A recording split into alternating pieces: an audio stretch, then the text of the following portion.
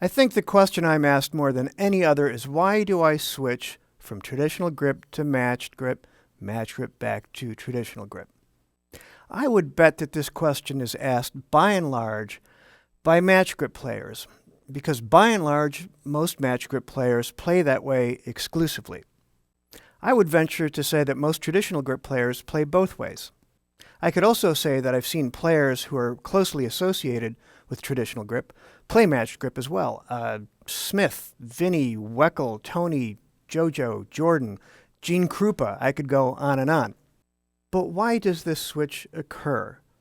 The answer is pretty simple. In a phrase, it's what feels best at the time, plain and simple.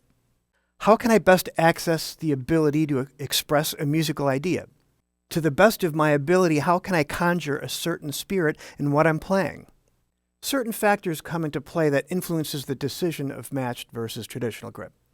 What's the tempo? What's the groove? What are the dynamics? What's the density of playing?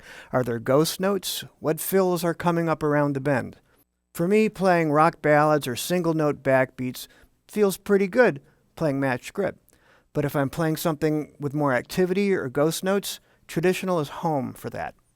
Playing any kind of jazz or swing time has to be traditional grip for me. I can't do it matched grip. It feels like I'm throwing a ball with my left hand. Some people can do it.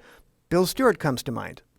I'm normally consistent with my changes within a set where, say, I might play a song with the verses traditional and the choruses, I'll switch to matched. That will remain consistent as the aforementioned factors will remain the same from night to night, and what feels best for certain things will always feel that way.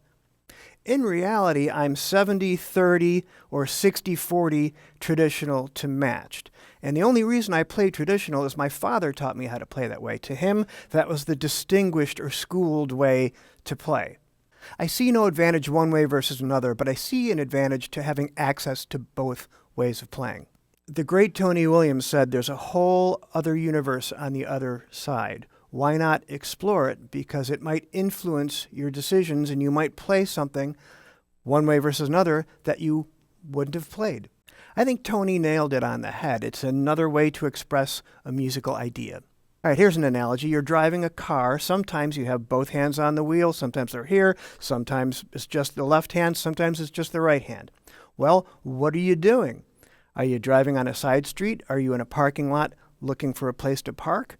Are you pulling out of a driveway backwards? Are you getting on the acceleration lane to enter a highway?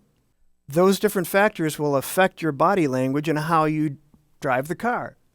Baseball analogy. All right, do you throw a ball overhand, three-quarter sidearm, full sidearm? Throwing a ball will feel differently from the pitcher's mound than it will be fielding a grounder at second and throwing to first, or firing to home from left field. Different musical situations will change what we do and how we do it behind the drums. I think most match grip players are flummoxed at traditional grip because by and large, most match grip players have their snare drum too low to comfortably play traditional grip. You have to raise your drum up a little bit to do it comfortably. But so-and-so has a drum down here. Yeah, there's always a guy. There's always an anomaly. But by and large, you need the drum up a little bit to do it comfortably. I'm quite certain other traditional grip players share my sentiments as to why we switch back and forth, and I hope what I've said here sheds a little light on the topic, clears some things up, and explains why we do it.